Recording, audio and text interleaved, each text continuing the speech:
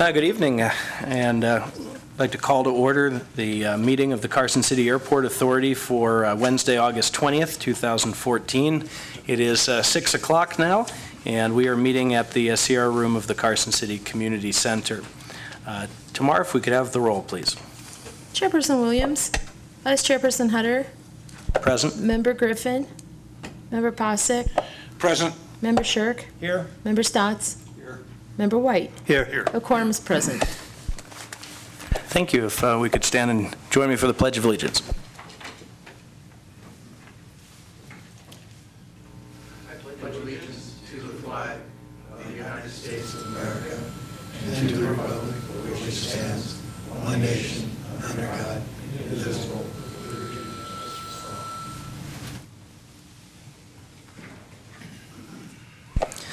Our first order of business tonight will be the approval of the minutes of the last meeting of the Airport Authority, which would be the June meeting, if I'm not mistaken. If everybody has had an opportunity to review those, let me ask first if there are any comments or changes to those minutes. Hearing none, can we get a vote on the approval of the minutes? Aye. Well, Do we need to okay. Can I get a motion for the approval of the minutes? I move to approve the minutes of the meeting. A second. All in favor of approval of the minutes? Aye. Aye. By unanimous approval, the minutes of the June meeting are approved. Modification of the agenda. Chairman reserves the right to modify the agenda, and tonight there are going to be no modifications needed to this agenda as published. So we will move on to the public comment section of the evening. Members of the public who wish to address the Airport Authority may speak on both agendized and non-agendized matters related to the airport. Please limit your comments to 3 minutes per person or topic, and if it requires extended discussion, I will take a request to calendar that matter for a future Airport Authority meeting. Do we have any members of the public wishing to comment? Seeing none, we will move to the consent agenda. Tonight we do not have a consent agenda, however, so that moves us directly into our public hearings for the evening, starting with a discussion and possible action to approve the installation of 2 obstruction lights on 2 hills near Mound House, Nevada, in order to satisfy the FAA and eliminate the night restrictions currently imposed on our GPS runway 27 instrument approach and the GPS Alpha approach to Carson City Airport. And Tim Rowe, this is your item, so I'll allow you to brief this one, please. Okay. On June 18th, I had a long discussion with Rick Vaughn at the Flight Procedures Office in Seattle. In order for us to have the night restrictions on either GPS approach lifted, it was required to mark penetrations that were coming into the what we call as the approach zone. There's a 20-to-1 penetration criteria that they look at, and we have 2 penetrations of terrain out near Mount House. And in order to lift the night restrictions, 2 obstruction lights need to be installed. I've sent you a lot of information on the briefing. You have packets showing the lights, the poles that we hope to use, and just to give you an update on what we're hoping to do, we met with Perry Wickham at BLM. It is their land. There is no, since we're a municipality, we are not required a lease, so that's good. And they sounded reasonable to allow us to do such a thing. But having said that, they are looking into the possibility that we may have to do an environmental assessment. If that is the case, we're going to seek to do what's called a categorical exclusion to avoid most of the cost of doing that. And we're going to be working with the FAA, Tim Morrison in Phoenix, to see if we can alleviate that problem. We are probably a few months away from even beginning the project. But if they approve our plan to limit the footprint of the putting these lights in. What we plan to do is charter a helicopter from El Aero Services at $925 an hour. We don't expect to have to pay more than 2.5 to 3 hours of flight time to get the men and equipment to the sites. They have a generator. All we have to do is rent a jackhammer to dig the hole for the footing. El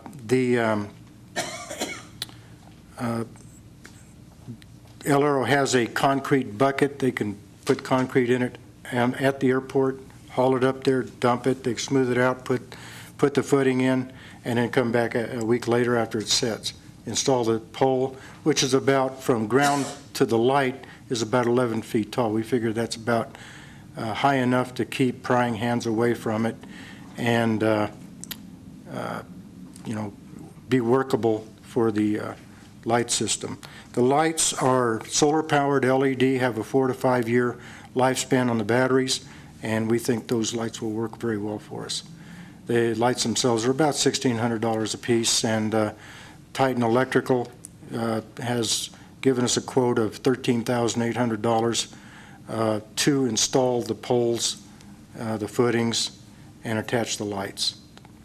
So it looks like that'd be a pretty good deal, and we'll probably not have to spend more than $20,000, but we're just not sure yet because we don't know where BLM's coming in on this. But what I'm asking is that the airport authority approve to proceed with the plan to install the lights on those hills out near Mound House. Well, thank you, Tim. I think that there are some aspects of this that come back, to my mind very, very pleasantly. One, that we have land under the control of what might be a cooperative federal government. That actually one of the challenges to this installation, which is the difficulty in accessing the site, is actually a pro when it comes to people potentially meddling with these devices. I think one of the questions just right out of the gate that I would have is, you said a 4 to 5 year battery life in these solar rechargeable batteries. When that time comes to do that retrofit or replacement of those batteries, would we be able to do that getting in there on foot, or would we then need to get a helicopter again? That depends on what BLM says with the property. There are trails that are near the hills, but they don't go up the hills. So it would be something that you would have to lug a ladder in to reach the lights, to replace the batteries, and so we don't know yet. It may be a matter of chartering a helicopter again to go replace those batteries. Other questions, comments for Tim from the board? If this does go forward, depending on the cost of those batteries and the logistics of getting them replaced, we may need to put another line item in the budget to make sure that we keep that operation in mind. The batteries themselves are at minimal cost and should be covered under the budget, the maintenance budget. The difference would be how much would it cost us to go out and service those lights. That I don't have yet.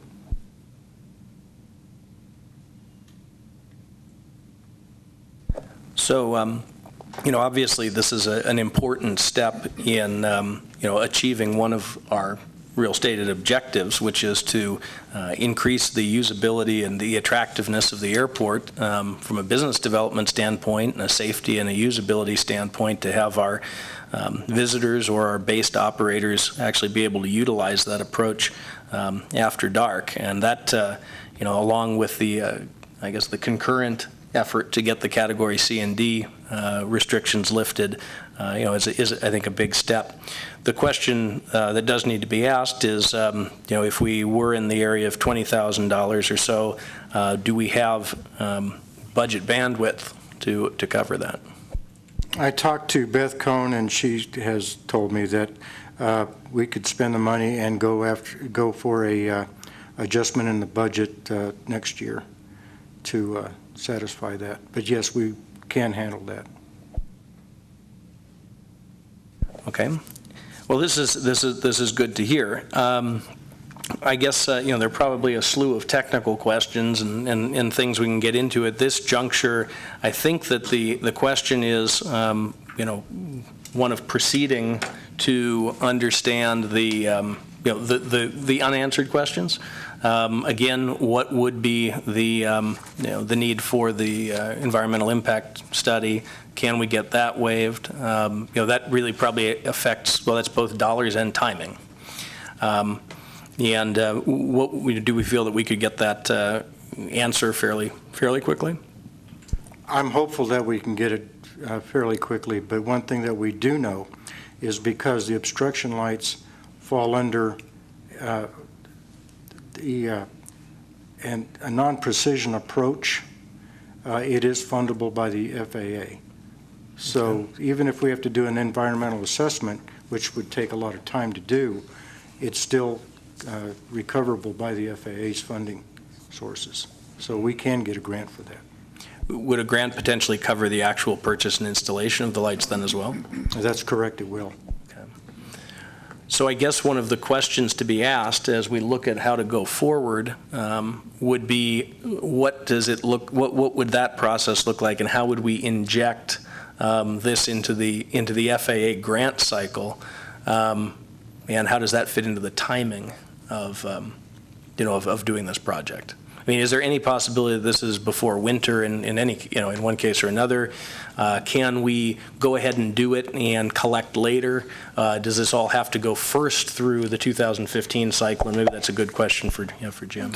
Yeah, actually, the way entitlement funds work is you can almost treat it like a bank account with the FAA. So, yeah, the work can be done now, and then reimbursement could be obtained later. The project does have to be shown on the ACIP, so that needs to be done as soon as we know the actual numbers, and then process that with the FAA, and we should be okay once we get our environmental clearance.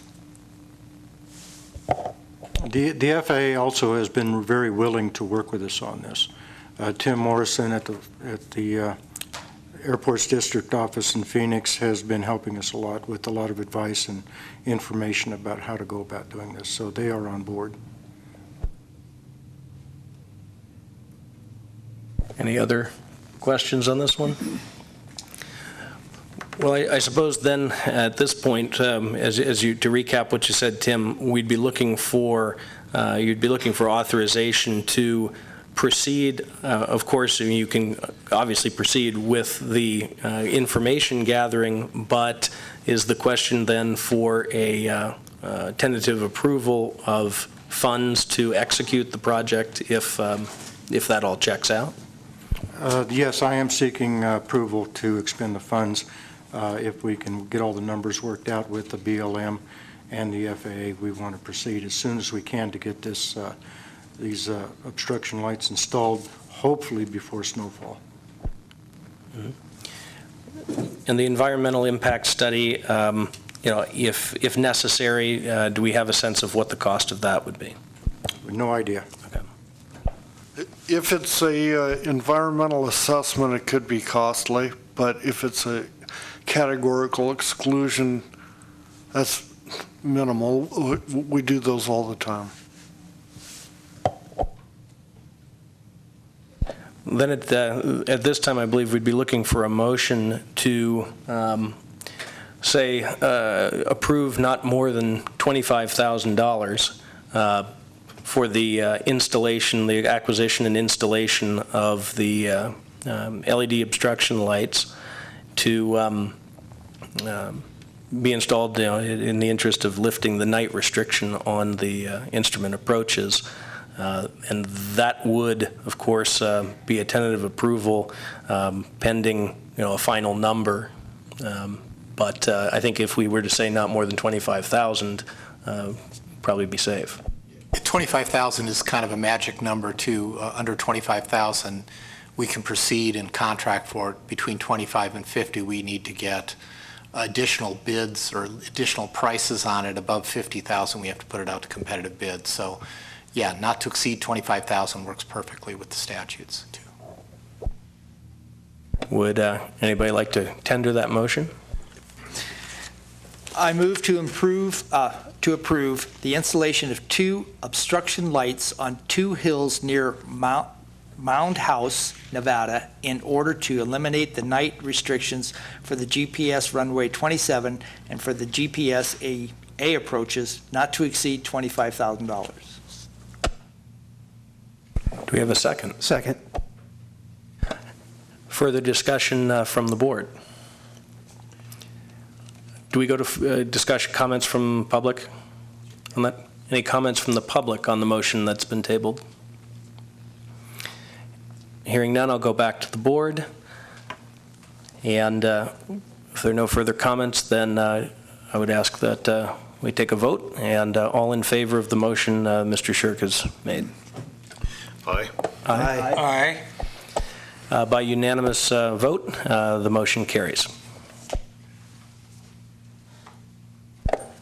Our next agenda item tonight is discussion and possible action to approve the third addendum of the Wickersham Shade Tree Aviation lease to clarify that the tie-down portion only grants the tenant the right to use the tie-downs, and the airport retains possession and control of the pavement area and taxi lanes.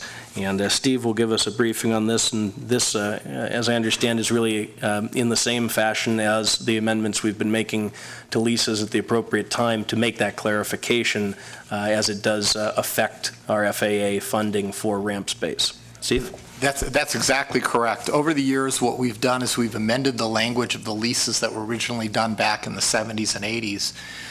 Those original leases just would lease out an area and describe an area for use by the tenant as tie-down areas. When the FAA looks at that, the FAA, their first impression is, well, then we shouldn't be paying for any of the improvements to that pavement because you've leased it out to a tenant. So over the years, every time there's been an amendment to a lease that had a tie-down area, we would fix the language much the way we're fixing it here to make it very clear that we still maintain control and maintenance of the pavement, and the tenant only has the right to use the tie-downs. That's the only change that's going on in this lease. This is the last of the leases to be updated with that language. Nothing else in the lease changes. His rent stays the same, the term is the same, everything else. And so with that, I would ask for you to approve this third addendum to the Wickersham Shade Tree Aviation lease. Thank you, Steve. Questions from the board? Does the leaseholder have any comment to make to the board in that regard? I did have conversations with him earlier and with his attorney, and they're obviously amenable to this because he's already signed the addendum.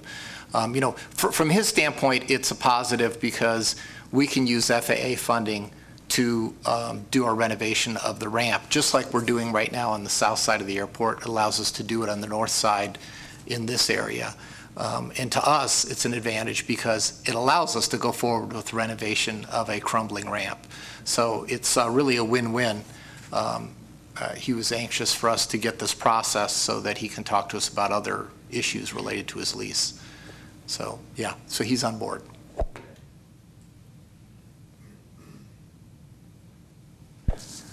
If there are no other questions from the board, it would leave us in need of a motion on this matter. I move we approve the third addendum to the Wickersham Shade Tree Aviation Incorporated lease as presented. Second. Any further, we have a motion on the floor, and any further comment from the board? Jim did. Member Shirk did. It's been a long day. Any comments on this matter from the public? Hearing none, and if there are no other questions from the board, we will move to a vote. All in favor of the motion on the Wickersham lease as presented? Aye. Aye. Any opposed? By unanimous vote, the motion passes. Our third, sorry, it's not the third, it is the third. The third item in our public hearings is discussion and possible action on items related to Phase 1, Phase 2, and Phase 3 of the main apron reconstruction projects, including monthly status reports, work changes, change orders, et cetera. And I'll turn it to Jim Clegg, our engineer. Okay, so right now, Phase 1 is it's open, but no work has been done on that. It just has a second coat of striping remaining to be done to it. Half of Phase 2 is in the same situation, but Phase 2B is under construction, along with Phase 3 at the same time. So I provided financial summaries for all three projects, along with pictures of the construction, if you're interested in looking at those. We've had some rain delays that's kind of held us up a little bit, but the schedule, pending favorable weather, is this week they're going to finish. They're going to continue working with socket control joints. Next week, they will continue and finish the socket control joints. First week of September, they're going to put down the first coat of striping in Phase 2B and Phase 3. Then we're going to suspend the contract because of the air races.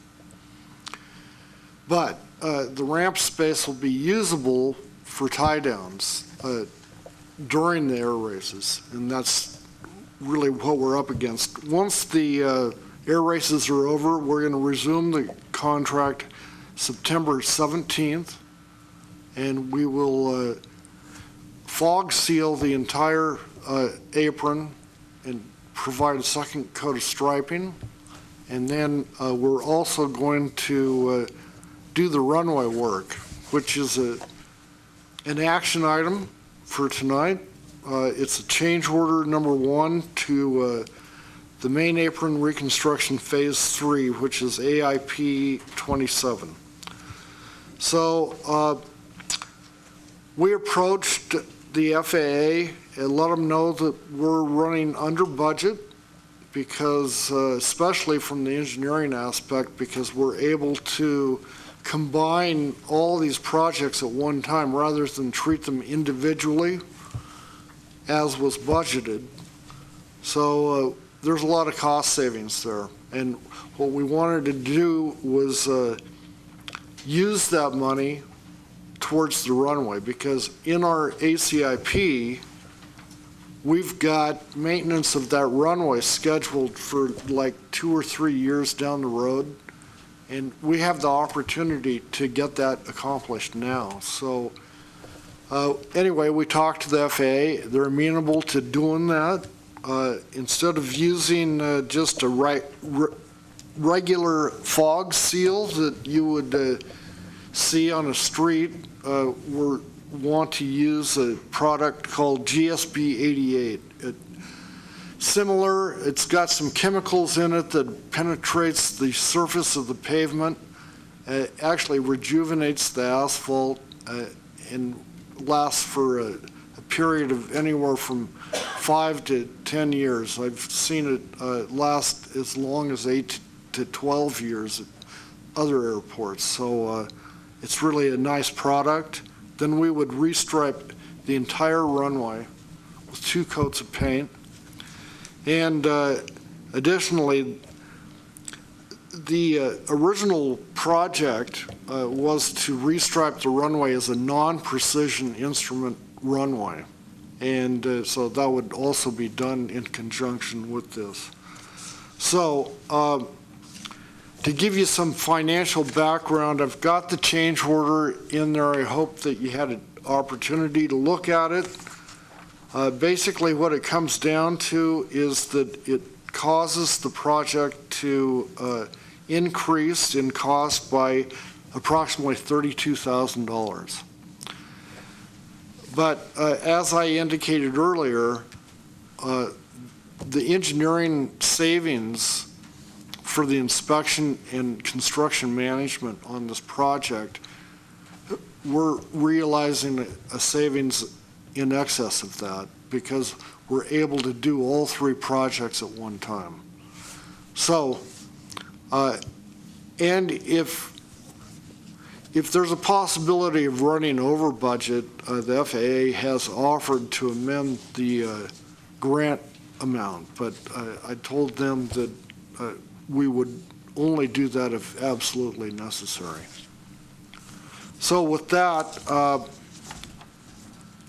any questions, comments, anything, but we are in need of a motion to approve change order number 1 for the main apron reconstruction phase 3.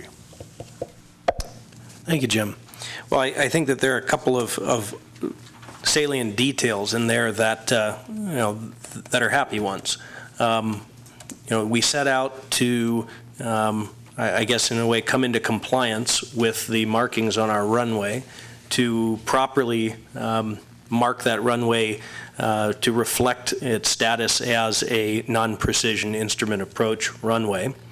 And in our last meeting down in the Bay Area with the FAA, I think we got into a very interesting conversation about all sorts of things regarding methods and techniques for doing these marking changes. I certainly learned more about scarification of pavement than I ever expected to.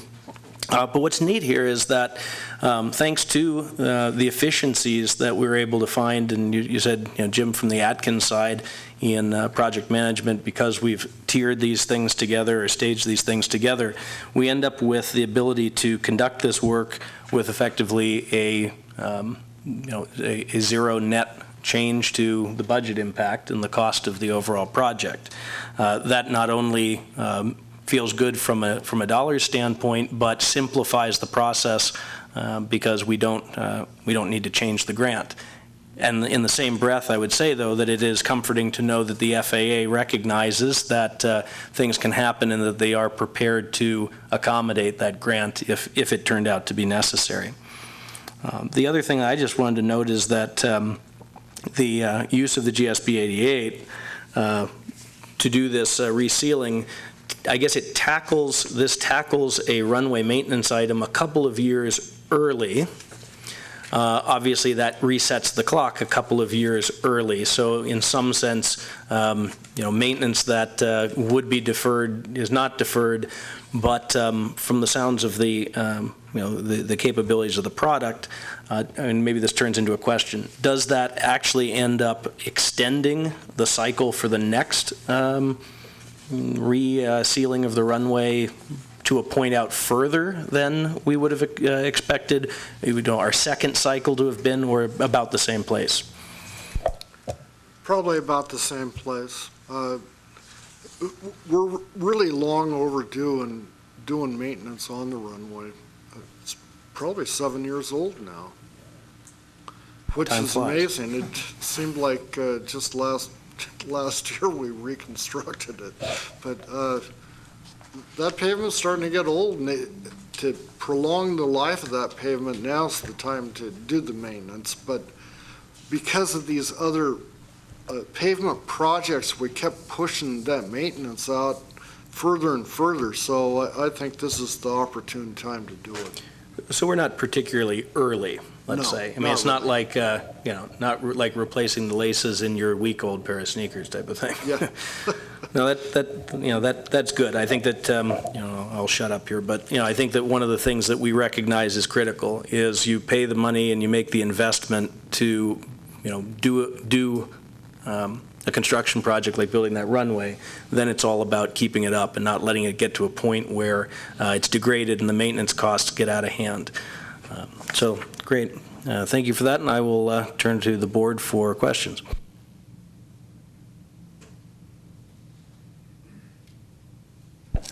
Hearing none at this time, we're in need of a motion to approve the contract change order number 1 to the Phase 3 construction project and its appropriate AIP number.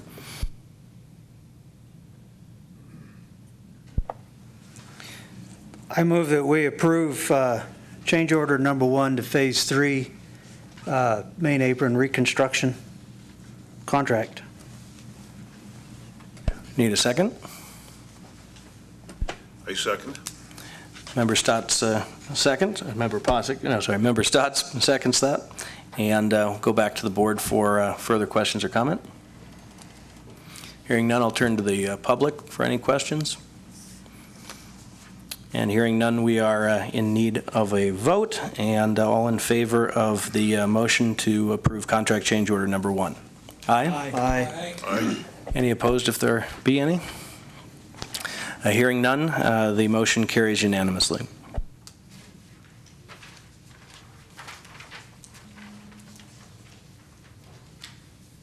Item number 4, discussion and possible action to approve a resolution in support of the Nevada State Legislature to fund an amount of up to $500,000 to the Aviation Trust Fund to be reintroduced in the 2015 Nevada State Legislature.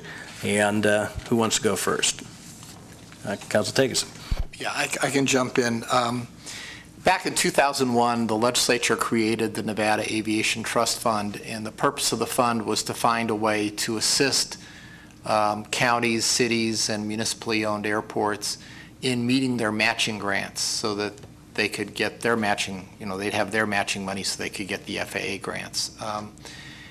This is a problem that is more acute in the really rural areas of our state. Typically Carson City has been able to come up with our matching grant. In fact, we've always been able to. But as part of an integrated aviation system, it makes sense to have a solution that fits all the airports. As a result, in 2005, the legislature actually funded the Aviation Trust Fund with $500,000. It was kind of to get it kick-started.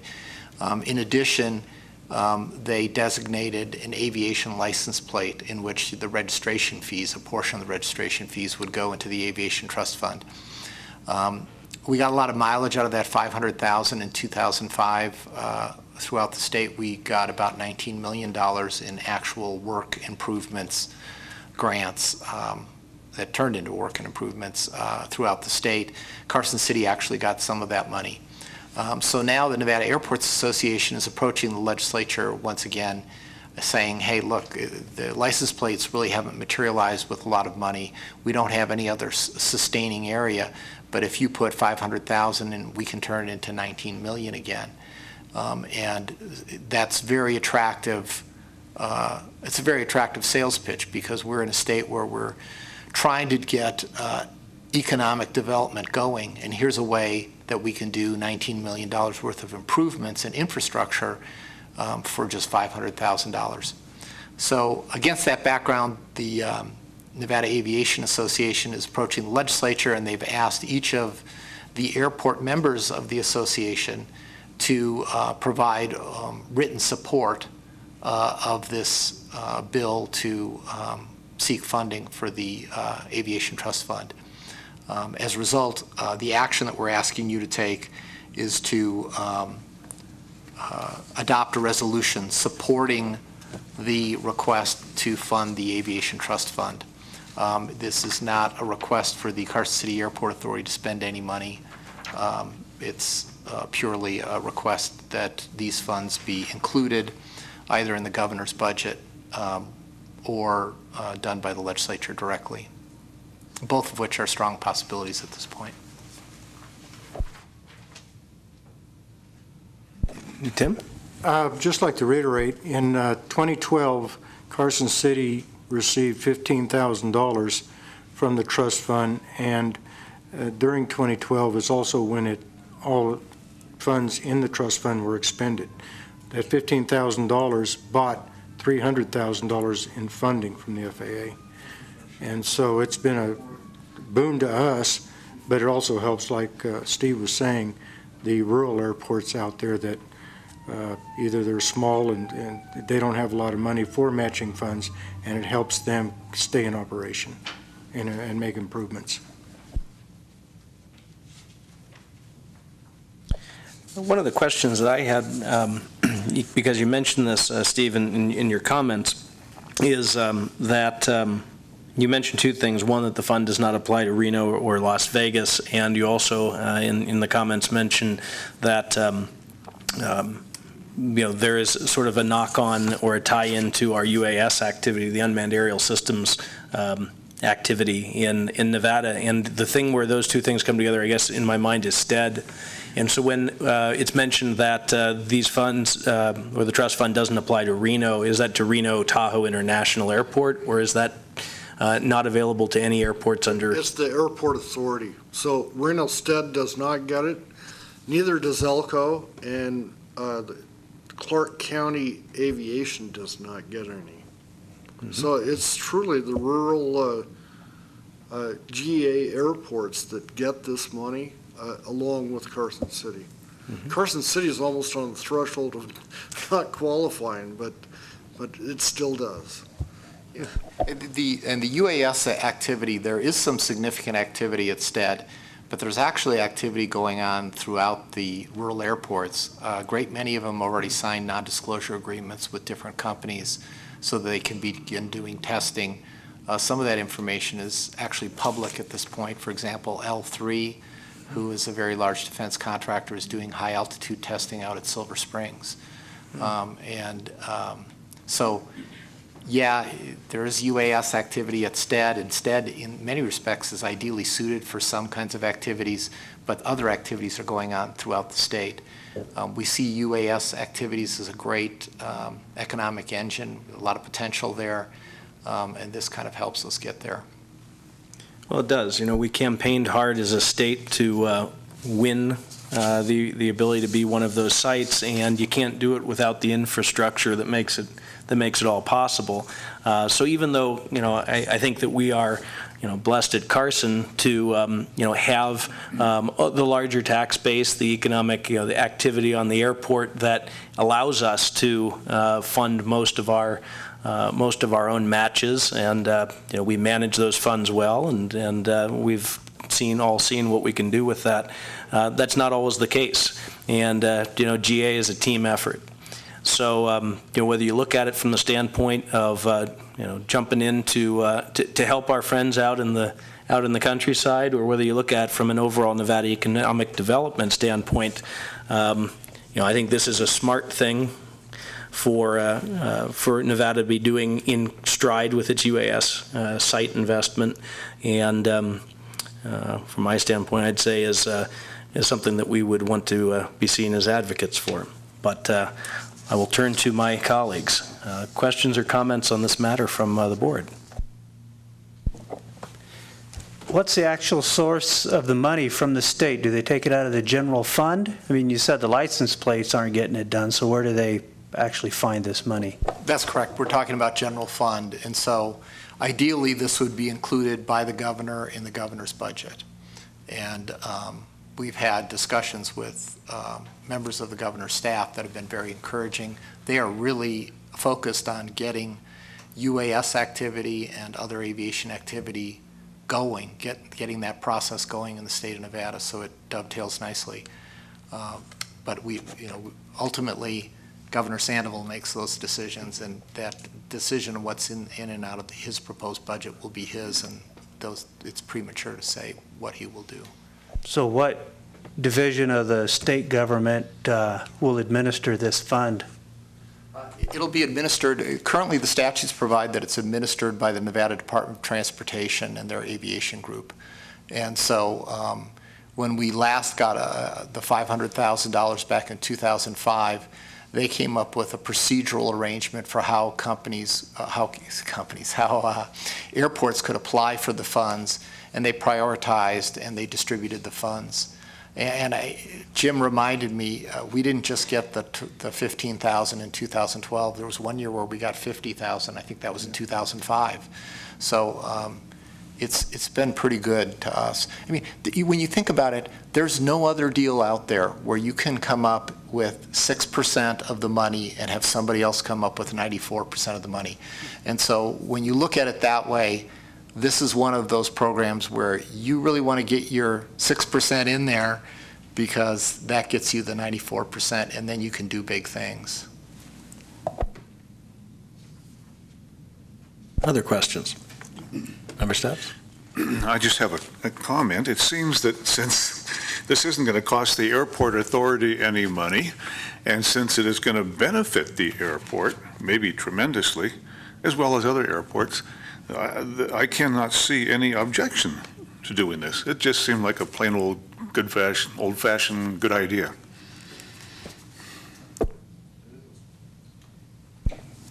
Well said. Well, if there are no other questions or comments from the board, then since I understand I can actually do this, we had some clarification of the rules. I had thought that the chair can't actually make a motion. No, you can make a motion. That's in what I this learned. body. Yeah. So I'm going to try it.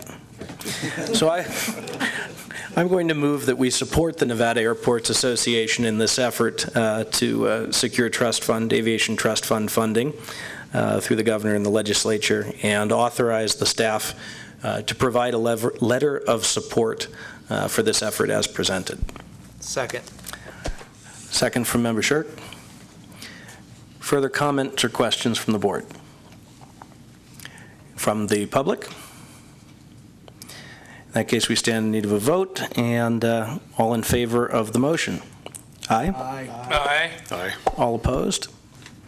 Hearing none, the motion carries unanimously. Well, I do hope that that effort is successful, because I do think it supports many of the objectives, not only of this airport, but of the state in that business development space related to aviation. Number 5 on our agenda, discussion and possible action to approve a resolution in support of the Aviation Tax Abatement Program, authorizing certain qualified businesses in Nevada that own, operate, manufacture, service, or utilize aircraft or a component of an aircraft to apply to the Office of Economic Development for a partial abatement from certain property or sales and use taxes. And I know that this, as indicated, and we all remember, has come up before. And I know that there are also some changes to the legislation as it's being proposed this time around. And Steve, I think you're in a great position to highlight what those changes are and refresh us as to who this will help and how it would do so. Okay, so the fundamental issue here is the surrounding states to Nevada either don't charge sales tax or have a tax rebate or abatement program for aviation parts. And so it makes Nevada not competitive in that industry.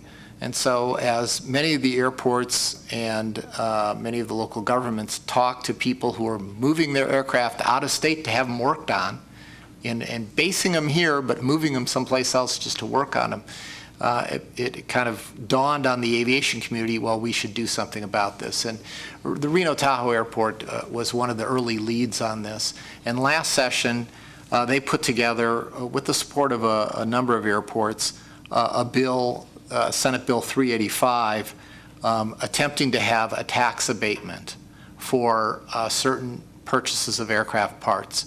And so that they didn't take money out, existing tax revenues out, they created a couple of incentives. To get this tax abatement, you have to invest a certain amount of money in your repair facility, you have to hire a certain number of new employees, and those kinds of things. And the logic was that the tax abatement will apply to the new work that will come here as a result of the fact that there wouldn't be tax, effectively there wouldn't be tax on the aviation parts, wouldn't be sales tax. That bill got bogged down last session with a number of fiscal notes. There was confusion as to how it would be administered, and frankly, I think they had gotten the problems kind of worked out of it late in the session, legislative session, but they just ran out of time. Last legislative session, there were a whole bunch of things that just didn't get finished. And as a matter of fact, the governor called a special session to finish at least 5 items that had to be finished and didn't get finished within the constitutional time frame of 120 days. So the thought is to come back a little bit smarter and come back a little bit stronger this time. Last time, the proponents of the bill didn't go out and circulate all the support in advance. They got the bill going, and then they started looking for support. This time around, they're asking for airports to give their support in advance. And so that's what's being asked of you. Again, you're not being asked to spend any money. They're not asking you to help finance the efforts to lobby for the bill or anything like that, but they're asking all airports to support it. Now, will this directly impact Carson City Airport? Maybe, maybe not. The thresholds they have here for investment that an FBO repair facility would need to make are pretty high. They're really gearing it toward the Clark County and Washoe County airports, the larger airports that could potentially open a new repair facility or grow an existing repair facility by a significant amount. But that said, just keeping those aircraft in the state of Nevada, I think, helps the Carson City Airport as well as all the other airports. Plus, it gets people to start thinking about bringing their aircraft to Nevada or keeping them in Nevada if they're here when they're doing their maintenance. And so while I don't know that there would be any direct positive impact to us, there's certainly no negative impact to us. And so as a result, our staff is recommending that you support this legislative effort, again, with a letter of support. And then if you have any questions, I'm happy to try and answer them. Well, one initial question that I had just to clarify, is it actually a rebate or abatement that's being proposed for the businesses, if you will, the repair stations, the FBOs themselves, that if they were able to have that relief on taxes charged to them, that then they'd be more competitive and could attract more business? Or is this a actual tax bill that would flow through to sales taxes paid or not paid by the customer on parts? And then I would say, and does it include labor? The way it was explained to me, it's the latter of those. It's a pass-through to the customer. If the repair facility doesn't have to pay the sales tax or collect the sales tax, the customer doesn't have to pay it. So this is an attempt to make Nevada competitive with repair facilities that are in other states. Right now, our disadvantage is we have to charge the customer sales tax and remit it to the state. Here, we wouldn't have to do that. My understanding that it's only on parts, but that's only based on the kind of high-level explanation that was given to me. I haven't drilled down into the proposed legislation that they are still working through the details on. The way it was set up last session, it was only on the parts. The good news is we don't have to write the bill. We can let other people do that. But it does, it does tie to efforts to make Nevada's airports and the businesses on those airports more competitive, and I think ties to the objectives of business development on our airport. If we can have more good service providers, repair stations and so forth, find Nevada and hopefully Carson City, even with the the hurdles here that do indicate, as you said, Steve, a certain scale as proposed this time around. I don't know. We got our night approach, and we got our CAT C&D restrictions lifted, and this is just one more thing that could line us up for attracting good economic activity and tenants on the airport. Let me just add, too, it also dovetails with the UAS activities. I mean, in a perfect world, we'd get some UAS manufacturer to locate at the Carson City Airport, and then our own FBOs might be able to meet these criteria because the amount of work might be so substantial that they could make the kinds of investments or hire the employees that the threshold tests are for. So it also dovetails with the state's effort to get a developed UAS business in the state of Nevada.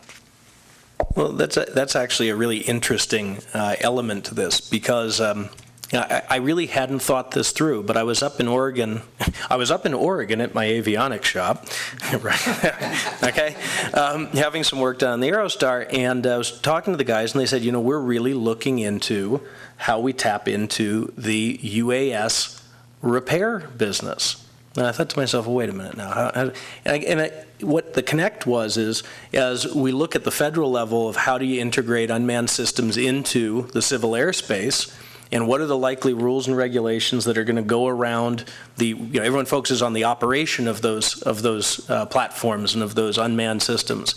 But equally as important is, what are the standards for maintenance and repair going to be? And by all indications, and it makes logical sense, I'm sure the expectation will be that those platforms will be maintained and serviced by FAA licensed repair facilities. So I think that there is, without knowing exactly how those regulations will pan out, there's a very good chance that the same businesses that that work on our GA aircraft will have the opportunity to be valuable providers of service to the unmanned systems area. So it was just a neat recognition that I hadn't even put together in my mind. But for airports that are attracting that kind of activity, there'll be a need for service providers on those airports to fix things when they break and to do inspections that I'm sure will be mandatory and so forth. So another place where I think we're getting our headspace adjusted to how the unmanned world does tie into our GA activity. Questions and comments? Yeah, there's mentioned in here a partial abatement from certain property or sales and use taxes. I'm wondering if the property tax would also apply to cutting back on the property tax on aircraft that are on the airport or in the state.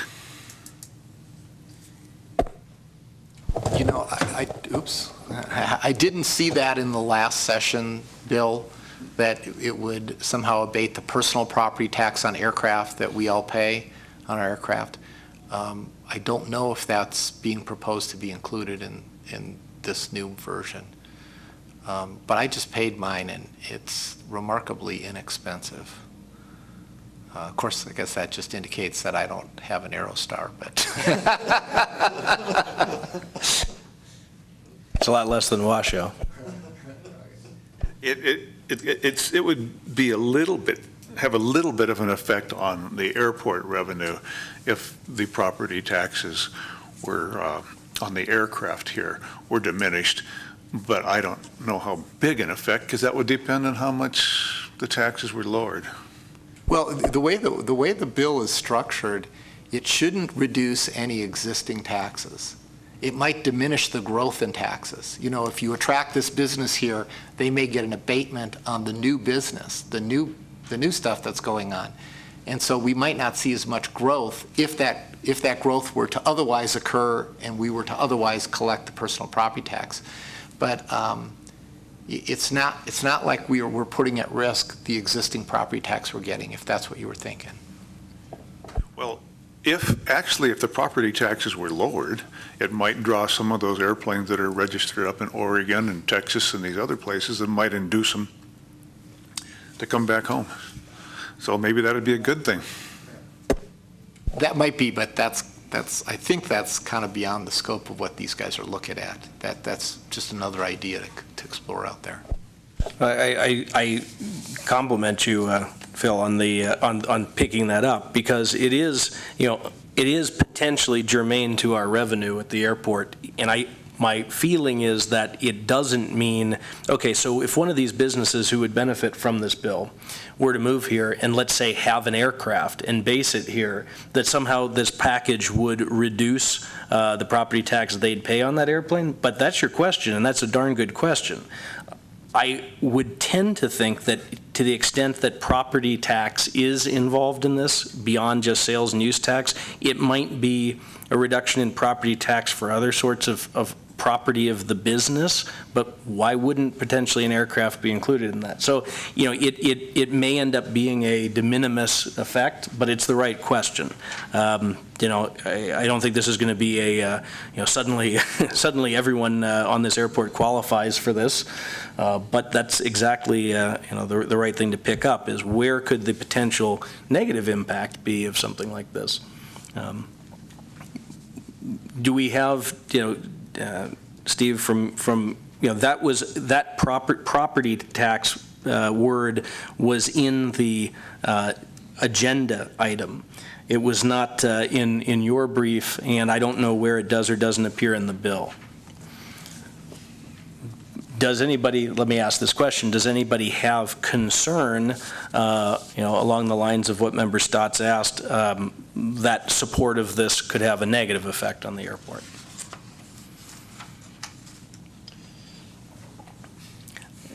I tend to think not, at least to the point where we would be alarmed by that. Any other questions or comments? Hearing none, we would be in need of a motion to support that effort by way of a letter of support. I move we support the efforts to advance a tax abatement on aircraft parts such as was proposed in SB 385 and authorize the staff to provide a letter of support as presented. We have a second? I'll second the motion. Okay, Member Posick seconds, and that was Member Shirk's motion.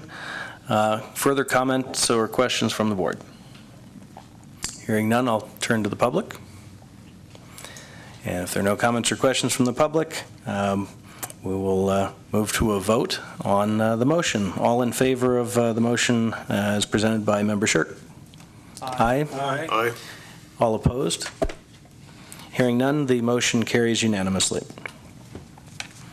Item number 6 on our agenda tonight, discussion and possible action to develop short-term strategic plans for development at the Carson City Airport and coordination of those plans with the Board of Supervisors. And Member White brought this item to the agenda, and I will turn to you, Morris, for your questions, or I should say for your briefing.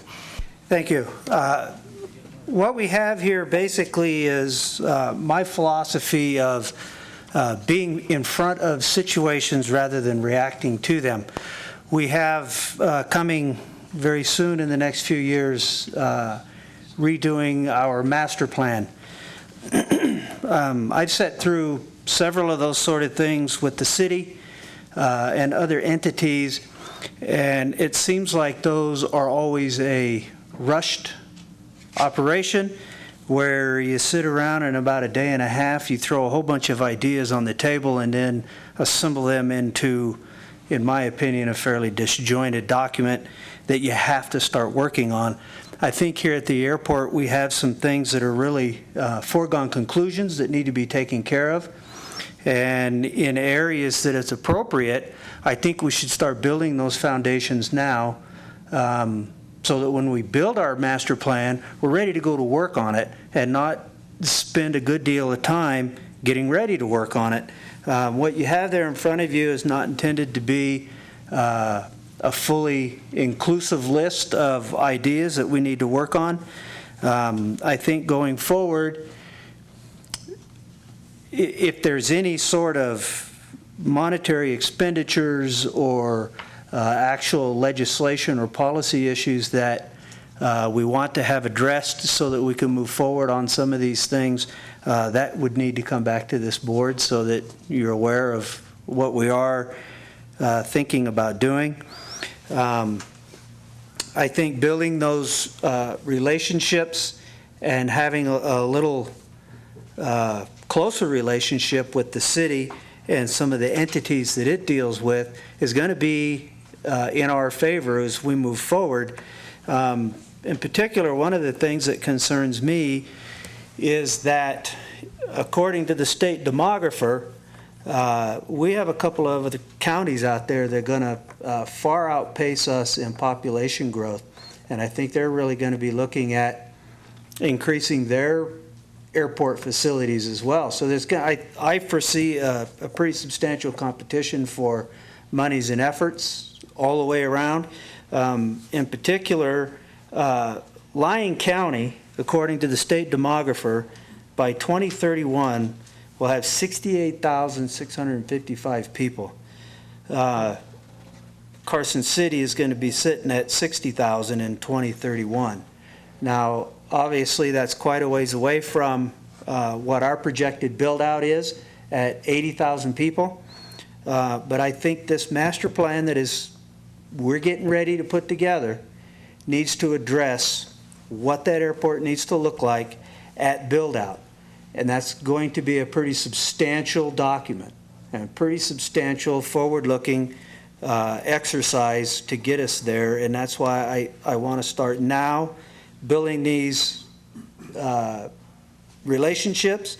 I want to start now looking at things such as, if you look at item number 2, initiate legislative and administrative actions as necessary.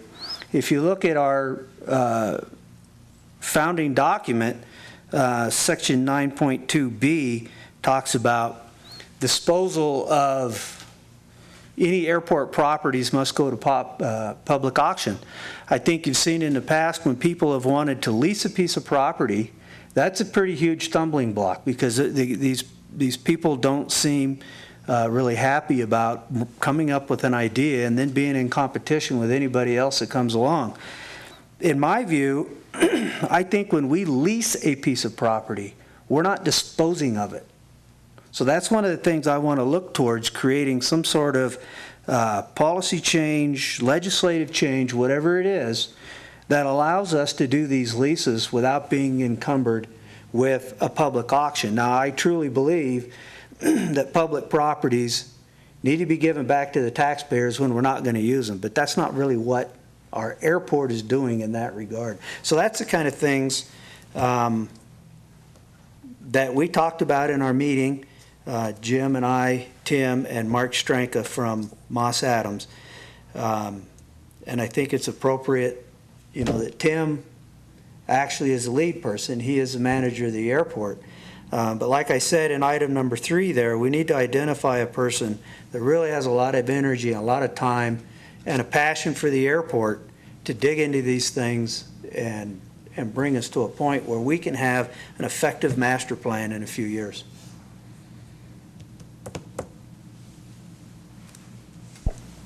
Well, thank you very much. I have to say, Member White, this is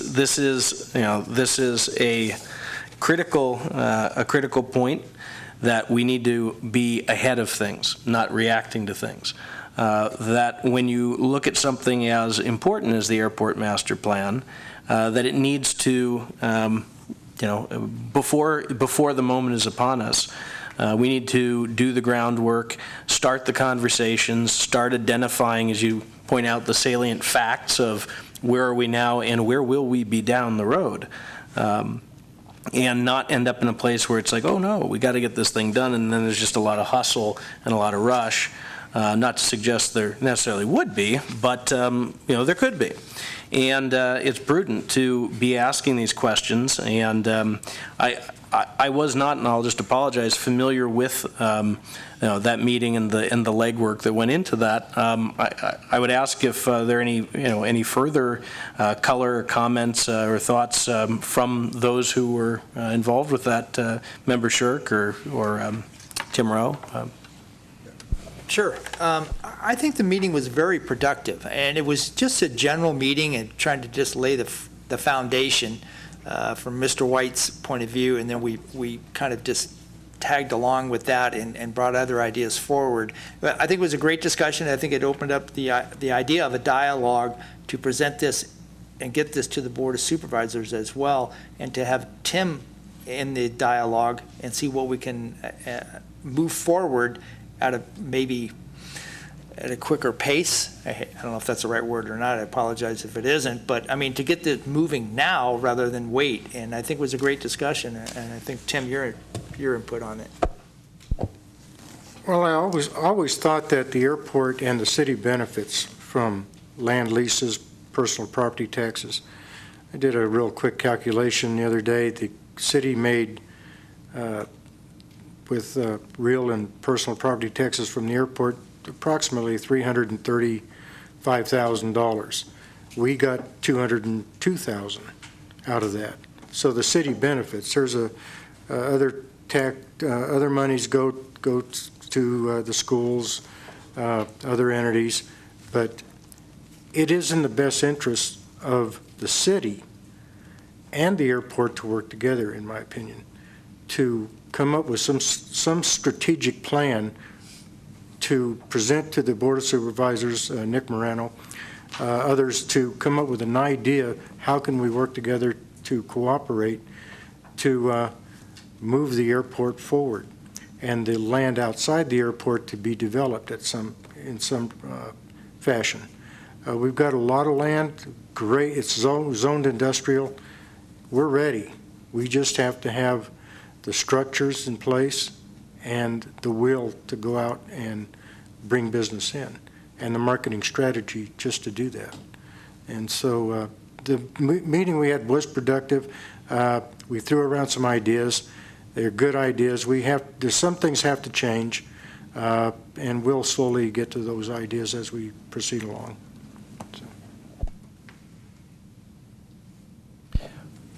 To enlighten and inform this conversation, what is our current sort of schedule as to, from at least an FAA standpoint, when we need to do the formal update? Is there a date for at least the FAA, let me get my term right, the airport master plan? Yeah, generally, the master plan is a 20-year snapshot of what's going to happen. But they, at least 10 years into a master plan, they definitely want you to update the ALP. If you're still moving forward with the same programs and things, but this airport's due. We've really accomplished nearly everything in the previous master plan. The only thing lacking is the reconstruction of the north apron. So, yeah, this is a good time to start looking at this. And we do have it on the ACIP. I didn't bring that with me, so I don't know what year, but I believe it was coming up in 3 years. So it's programmed with the FAA that we will be doing one. And that would be a complete master plan rather than just an ALP update. But anyway, the question was, what are we looking at? You're looking ahead at 20 years. And then after a 10-year period, the FAA wants you to look at it again. If it's still valid, then you just stay with what you've got, but if it's not, then they encourage you to update it again. And we're definitely at that point. Just because the question deserves asking, although I might guess what the answer is, does the FAA provide any sort of funding to get consultants or any services involved to assist with that process? Yes. Oh, good. Look at that. Yeah, oh, yeah, that's why it's on the ACIP. Well, that's why I actually even asked the question. So is there any color on what you'd expect when that time comes, what that dollar level kind of looks like? Generally, it runs anywhere from $250,000 to $300,000 to do an airport master plan. There's a lot of aviation forecasting associated with the master plan, so it's not just a land use planner that is going to be doing this. It's an aviation related consulting firm that would do that. In fact, Atkins would be more than happy to assist.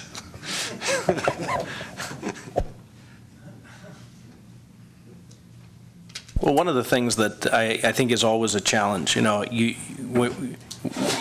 we've heard here tonight the best kind of thing that you can hope for, in a body like that, and that is enthusiasm and energy to get in there and get to work on something. And I believe that Member White, your last number 3 on here was identify a person or persons that have the energy and time to operate this project. So one of the challenges we always run into, and we've seen this in some of our past business development conversations, is, okay, so you want to put together a group of people to go and meet with the right folks and get some ideas and learn some things and formulate some ideas. but we as this public body end up coming up against the wall of open meeting and things like that. So again, we kind of face the question of what is the best way to, to approach the master planning project broadly, whether that means the FAA's definition of the airport master plan, or as I think you're suggesting, all three of you, is, that yes, but in the context of a broader, concept for the airport and its lands and the surrounding area that integrates the objectives of the city, of the state, of the region, that looks at the common direction. So how do we do that? I feel like we are asking this question a lot. Yeah, what the airport authority can't do is you can't just pick one member and delegate authority to them, or pick a small group of members and delegate authority. Because once you do that, well, first of all, there's some question under the law that created the airport authority as to whether you can delegate authority, because the law is written, talks about actions by the authority, meaning a majority of its members, and the majority of its members take action when they're in open meetings. So the solution really is, if somebody's going to kind of take the bull by the horns, what their job would be is to go out and collect the information and report it back to this board, so this board could vote on whatever decisions had to be made. So if you're going to have designate a person or persons to operate the project, I think really what you're doing is designating a person or persons to go collect the information and return to this body. That's really as far as you can go with that. Could the airport manager perhaps just simply ask an individual, not necessarily somebody here on the board, ask an individual, can you help me do this voluntarily, because I don't have time to get to all of this. Can you help me, work with me to do this? Would that stay outside of the open meeting law? Now, I'm not trying to skirt the open meeting law. I'm just trying to find a way that we can actually start in on this project and get going. I guess part of it is I don't understand what, I listened to the description and maybe I don't have a good feel for what exactly is to be done. If you're talking about taking steps down the path of a master plan, that's something that is probably best done by a consultant hired under an FAA AIP grant. As Jim mentioned, that may end up costing $350,000, something like that. Our piece of that is probably $40,000 or so, and we go down that path. If you're talking about simply feeling out the other governmental entities to find out how we might coordinate or what kinds of inputs we could put into that master plan, certainly, yeah, the airport manager can do it, or he can enlist help from other people to do it. The distinction here is not so much who does it, but what they do. That's where we run into the rub with the open meeting law. If somebody is going out there representing, this is what we're doing, I need you to do X, Y, or Z, that's something typically that would have to be voted on by this body. We can't have the airport manager or me or Jim or one of you acting alone do that. Those are the kinds of things that need to come back to this body, and that's why we have these meetings and you get the briefings from the three of us down here and anybody else who has an item, and you as well on your items, because the decisions under the law have to be made by the body as a whole. So it's not so much whether Tim does it or you do it or Carl does it or Jim does it or I do it. It's more of what you're doing. And that picture is not, I read your outline here, and certainly talking to other people to see what their concerns are, find out how we might have synergies, that's fine. I mean, you can do that with or without any kind of agenda item here. You can get that information. But then when it comes to actually integrating that and doing something with it, that's when it comes back to this body and a vote needs to be made. And so I don't know, hopefully I answered your question. That's close. So working perhaps with the Convention and Visitors Bureau with Joel Dunn, if as we're moving along here, we decide that we need to have some activities on the airport, such as the open house, is it acceptable if Tim or I, or together, go to Joel Dunn, ask him, what is in your power to do for us to help market this particular activity, since that's his job, is to market things for Carson City, get a general outline from Joel, then come back to this body and say, is this acceptable? Can we move forward in an area such as this? I mean, so what I'm suggesting is an exploratory trip to Joel Dunn's office. Absolutely. That's perfectly okay. And that sounds like the way you should proceed.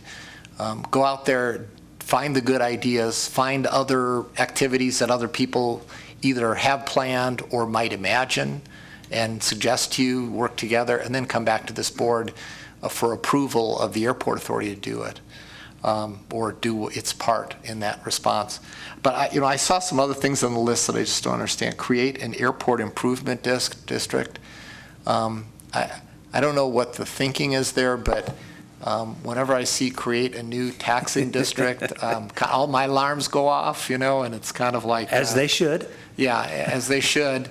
The last time, well, I don't know that we've ever talked about creating a taxing district, but we did talk about trying to acquire money so we could obtain land from private landowners in the area of the airport.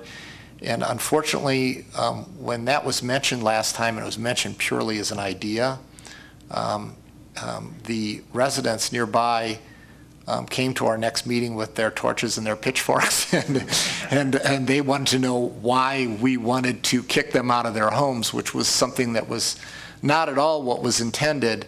But when you put things out there like that, people sometimes react hard. So I think you want to really think that one through in terms of its effect on other people, because sometimes we get knee-jerk reactions, and then it's very difficult to overcome those. Well, and certainly that particular comment is not set in stone. That's not something we demand that we move forward on. That comment came out of the part of the discussion about the airport really does need some alternative revenue sources. I think we're very close to not staying within our balanced budget. I think we understand that there's some pretty high dollar projects coming along that we might want to do. We might need an alternative revenue source, and so that's where that idea came out of. And obviously an improvement district may not be what we want to do, but that's just on there to set the idea that alternative revenue funds may be necessary in the fairly near future.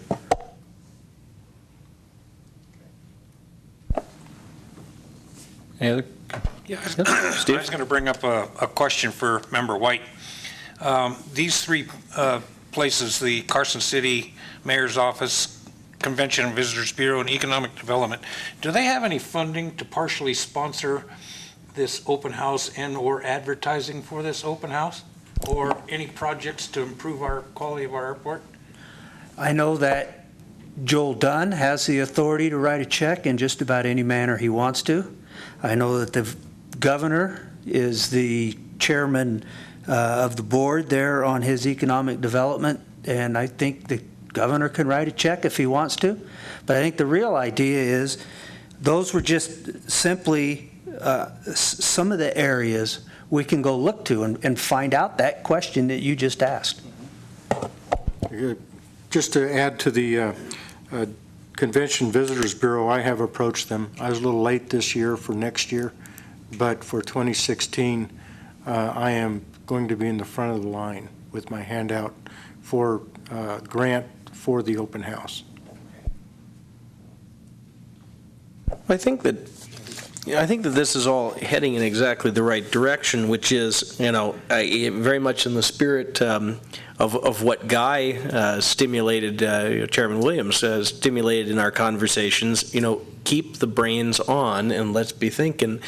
And I think that little bit of a twist that, or the shading that you guys are putting on this is with a little bit of a different shade toward maybe around the master plan, and maybe something that's a little more defined and a little more close in, but very much in the spirit of the same question, which is what are the creative ideas? Where is the energy to continue to find and develop revenue sources, make the airport attractive, and align the mission of the airport with that of the of the community to make sure that everyone's pulling in the same direction.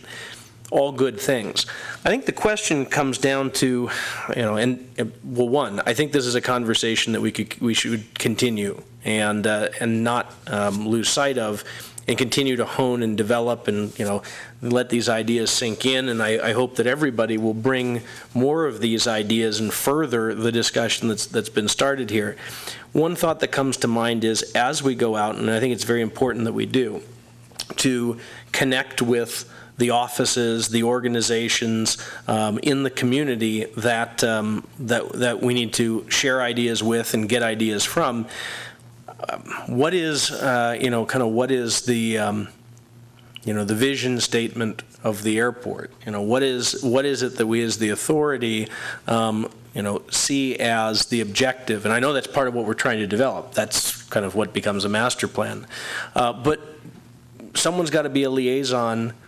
We've got to identify who might be best for some of these different audiences or partnerships. I mean, obviously, Member Shirk, the supervisors, you're a very, very good liaison there.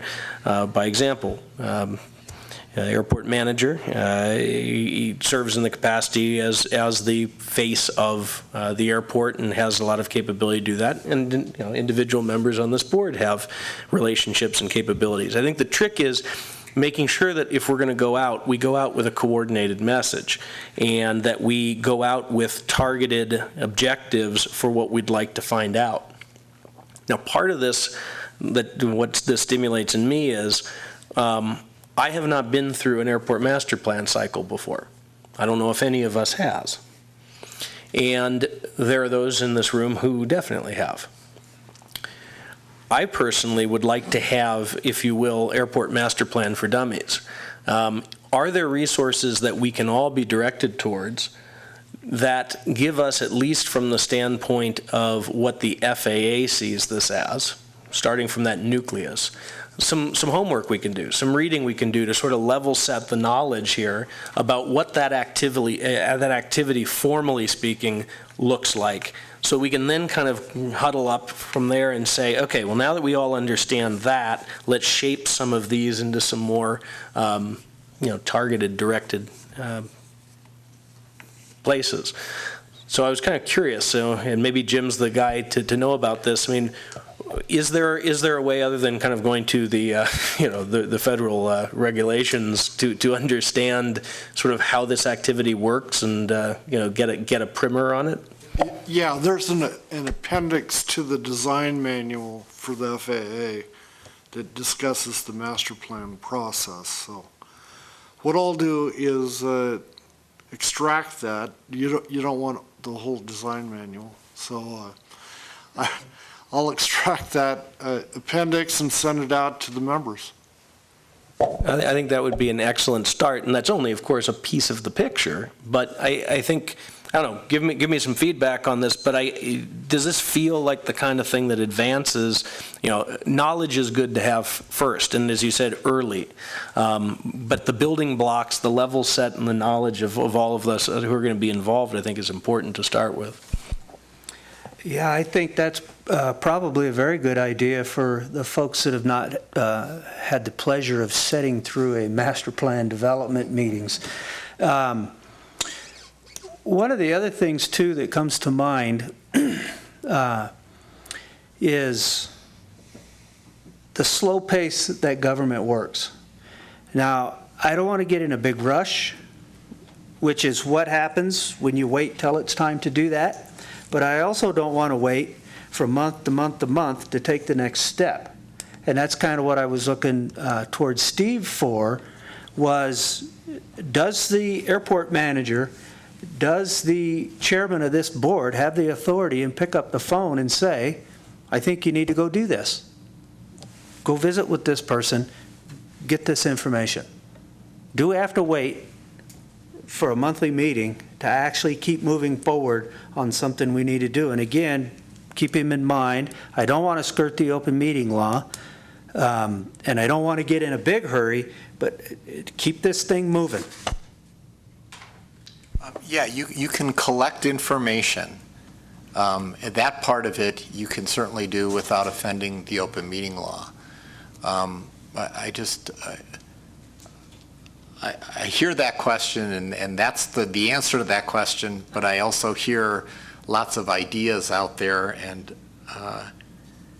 I guess the caution in me is saying, before you sit down with another agency and develop a plan as to how you're going to do something, you should find out what the information is and bring it back to this body to see if it's the appropriate thing. Let me give you an example. If one of the ideas was to create a new taxing district, that would definitely be something this body would want to vote on before people got too far down the road and designing it or figuring out how it would work.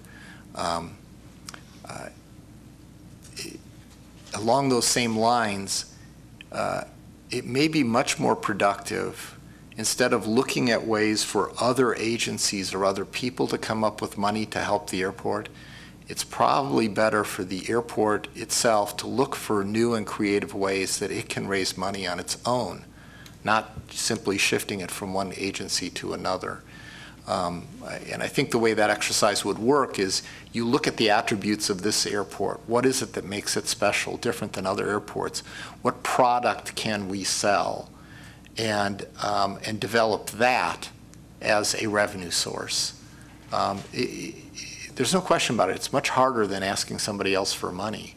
But I really think that that is the path to true success in terms of the airport, not only in self-sufficiency, but also in coming up with a plan where you can actually get out there and develop a resource, collect money, without asking other agencies who may be pinched on their budgets for some of their money. Or worse, asking for the residents for some new tax or something. That typically doesn't fly very well.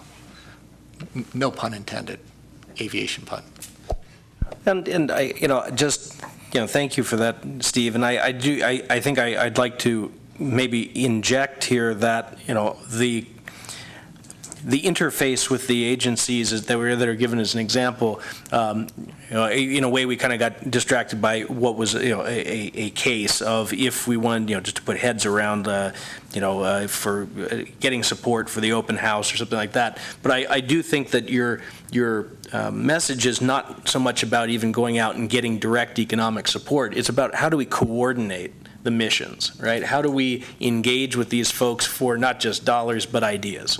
How do we make sure that we have all the facts, that we are planning in the best possible context with the best possible knowledge that other pieces of our community have about, hey, where's this place going? I mean, you don't want to plan to, build an airport and have an airport to support, United Airlines coming in here 3 times a day when that's never going to happen. I mean, that's obviously the case. But, you want to be in step with people who know things. Right. So, I really applaud this. Here's what my suggestion would be. Now that we have this and this is on the radar, and I totally feel you about not wanting to wait month to month to month, how do we effectively do some coordination? It might take a month to month, or a month, initially, but how do we do some coordination that puts together some, some guidelines and some assignments about how we go out and, get our members here working, get our manager and our staff working to pursue some of these things. First, we have to obviously coordinate those ideas and what we want to do. I personally would like at this juncture to consult with Chairman Williams when he is back in town, to maybe ask a couple more clarifying comments of council, but with the idea toward working with you guys who have brought this great energy to the surface and look at how we move forward even in the interim to, for me, better understand exactly some of these ideas in more detail, so that ideally at the next meeting, we can have a better understanding, continue this conversation, and hopefully be able to, I think in the proper context, maybe get moving with the additional information that we're going to have about this process in general. And so I don't say this in any way to stall out, because I know that the eagerness is to go, and that's appreciated. We do need to. I do think there are just some more framing conversations that I'd certainly like to have with you guys, with the chairman, just to, one, make sure that we understand fully the space we're operating in, and put our noggins together about the best way to formulate and coordinate what the charter is for this activity, if that makes sense. I think one thing to add to that is, as far as these people helping us gather this information, I don't think we should ignore the general public also. I mean, certainly members of the board and staff and whatnot, but we may have a pilot out there that this just might fit right into his energy level, and he's not doing it because the idea just wasn't ever spawned in front of him. Sure. There are a lot of people out there who probably, that's the great untapped resource is our airport community, is our greater community. And there are a lot of great ideas there, and I think in a lot of cases, it's a matter of people don't know how to find the door. Where do I get involved in this process? So part of this absolutely is a communication plan to even say, hi, the airport is going into this process. We would like this kind of input, obviously in a structured way where it can be, productively channeled. But absolutely, I hear you loud and clear, and that's a very important piece. It's not, it's a very expansive group of people that we want to be soliciting input from and ideas from. So if my comments there honor the spirit of what you are suggesting, and again the energy I'm feeling here, that's the step I'd like to take at this juncture, is to continue some of those conversations, get a little bit further understanding of how we might do this, and put that on the agenda for next meeting, is to continue this conversation. And we'll leave it there as a point of follow-up, because I'm in agreement that we need to address the master plan in all of its flavors proactively, and we need to do it before it's upon us. Does that sound good? Great. All right. That'll work. So at this time, there's not a motion to action type step to take, but just a reminder then, a thank you to Jim for pulling that information together for us, and about how the master plan process works, so that we can all get some really scintillating bedtime reading, as I'm going to imagine it. That being said, we'll move to our airport engineers report. I know you've covered a lot of those items in the change order discussion, but there may be others. Yeah, the only other thing, I confirmed with the FAA that they will not fund the design of the north apron in this fiscal year. So I don't know if that sets us back in the ACIP process, because we had already plan to do phase one of the north apron next summer. And this might push it back a year. Hard to say. We'll find out more as we get through the ACIP process and start meeting with the FAA. And then the only other thing is I've got a summary of expenditures or obligations, should I say, with the AIP grants on the last page of this report. And that's all I have. Any questions? Does you mentioned that the fact that we didn't get north ramp design in the 2014 grant cycle, and that could have impact on the plan. Was the 2014 a hope to be able to do that early, or was that the actual, shall we say, scheduled plan, and now we definitely are set back? Because I know there are some things that we were hoping to pull forward, like that. I thought that design phase was one of them, so that we could get maybe a jump on things. Right, well, I mean, there's two ways to do this. Generally, I prefer to get a design grant from the FAA because there's no large impact on the airport to get that accomplished, and then you put the project out to bid, and then we submit a construction grant application to the FAA based on that actual bid, and then everybody's on board, and we move forward. We got the construction done in a timely fashion. The alternative that we've done on other projects here at the airport, and I've done elsewhere, is the airport funds the design, and then after you dovetail that cost into the construction grant, and that's perfectly acceptable to the FAA. Now, the only drawback there is that,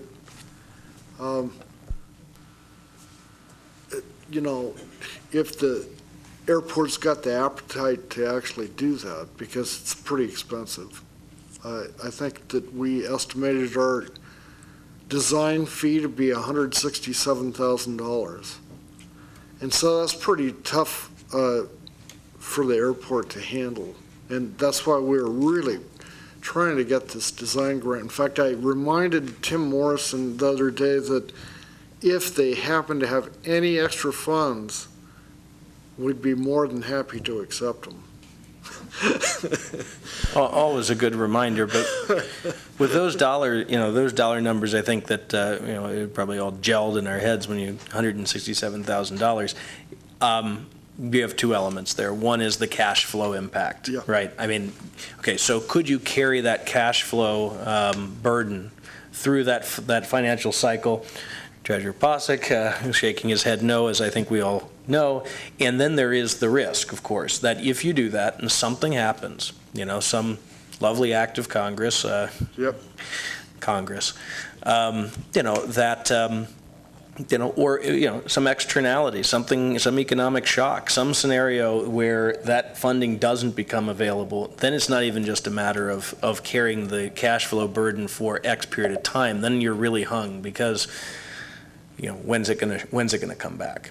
So, when are you going to be able to cash in on that with the grant, the catch-up grant rolled in with the construction? So, that's probably that's not a prudent approach, unfortunately, for us at this point, and I don't think anyone's suggesting it is. But it highlights what our options are, broadly. So this would mean that we would, unless some magic money shows up, we would then be going into the 2015 grant cycle, and we would then be able to start the design work for the North Apron. We get that notification start of summer? Well, the grant application for the design would be submitted in January. So that would be an early grant. I would expect that to come in May timeframe. Right. So again, so you get the grant to go forward with the design in May. You kind of miss then the 15 construction season. Oh, yeah. No right? doubt about it. So now you're out into 16, which I think is the point you were making. So, yeah, that's the unfortunate thing, Other questions for Jim? Well, thank you very much, and and thank you for the work that you did to to structure those projects and get us to the point where we discussed earlier this evening.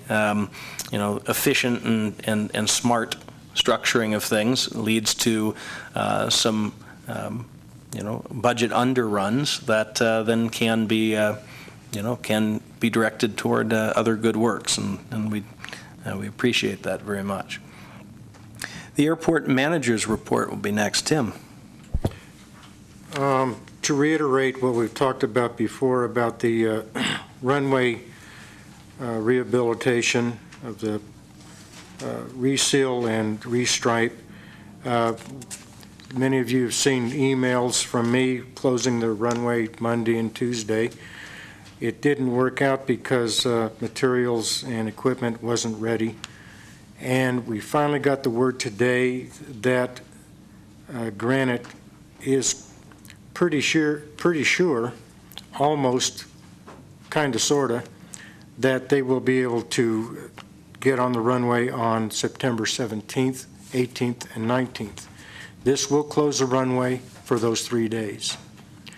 Like I said, it's not written in stone yet, but we're pretty sure that those dates will happen. We've decided not to try to do it earlier because of the air races, and there's no point in subjecting the FBOs on the field from losing revenue because of that. As part of that, I have been talking to the FAA, and I have not made a decision, but I'm leaning against this decision to allow light sport aircraft with weights less than 1,200 pounds to use taxiway Delta east of the Mountain West Aviation Fuel Farm for takeoffs and landings. That decision hasn't been made, but I'm leaning, like I said, I'm leaning against it because the light sport aircraft operator has requested it. There's some information that I need to get yet from the FAA, and I have to look at liability to see if this is something that I should do. I know that it has been done in the past at other airports, the latest being South Lake Tahoe when they did runway rehab at their airport. It is just something I have to think about. I'm not sure that I'm going to allow that to happen. But that's the game plan for the runway rehab and the closure. Going on to main apron reconstruction projects. For Phase 1, we have been billed $148,750 to date. That leaves a contract balance of $12,949. That project is approximately 96% complete. And our share, the airport share, to date is $9,296. Granite, I'm sorry, what I meant to say, our bill to date was from Main Apron Reconstruction Management Services from Atkins. Granite, their billing to date, $1,176,677, contract balance of $132,114, and the airport share of that, $73,542. On Phase 2, with an 85.5% completion, the billings we've received from Atkins to date, $67,441. Contract balance, $62,558. Airport share for that, $4,215. Granite's billing to date, $767,043 with a contract balance of $108,828. Carson City Airport share, $47,940. And Phase 3, we just started receiving bills a couple of weeks ago. We've been reimbursed for these, and the total of the project completed is 35%. We billed to date from Atkins, $7,675, and our share, $479 for that.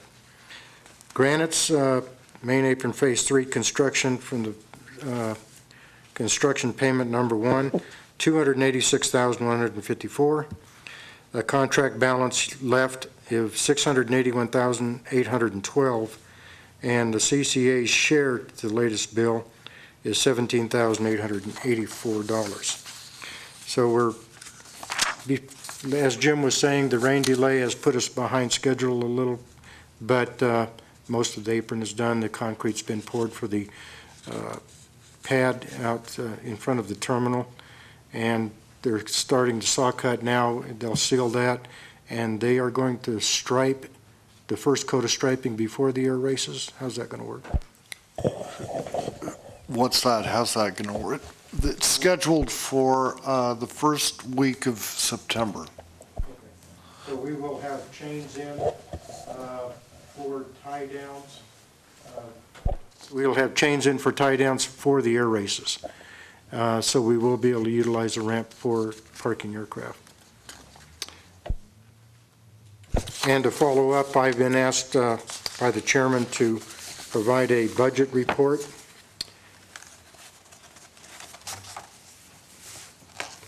And at this point, this is for July, ending July 31st. Our total income is at approximately 5.4%. It's a little low, but eventually I think it'll equal out. Total income is low because at the time we hadn't received the tax revenue of $203,344 from the city. We have received that. It has been deposited. Labor expense is a little high at 10%, and we don't really know why, but Beth has assured me that that is not a bad thing. Total expense at 8.4%, which is right on target. Total other income at 0.3% is low, but at the same time, we hadn't received the tax revenue from the city. So we'll have new numbers at the end of the month. And that's my report. Thank you very much, Tim. Any questions for Tim from the board? A question that I had that ties to the the runway closures is just what inspired it. I know I get a friendly email from CXP manager, and I know many other people do as well. An email is, of course, a very effective way to make that communication. But it did occur to me, do we have a sense of the confidence level of the accuracy of email addresses for our base tenants for the airport, so that when, I know that there are other methods of communicating things like runway closures, not to mention NOTAMs, but in that advance notice phase and that proactive contact, do we feel pretty good, very confident that when you go out by email, we're reaching most people? Semi-confident. Since we have began the renewal fee for gate cards, as people come in or mail in, I find out I get a lot of emails returned because of inaccurate information. So as the gate cards are renewed, I update their information, correct email addresses, so on and so forth. It is better now than it was, but we're only halfway through the year. And so like I said, as I get the renewals completed, their information is updated, and more people are getting the accurate information.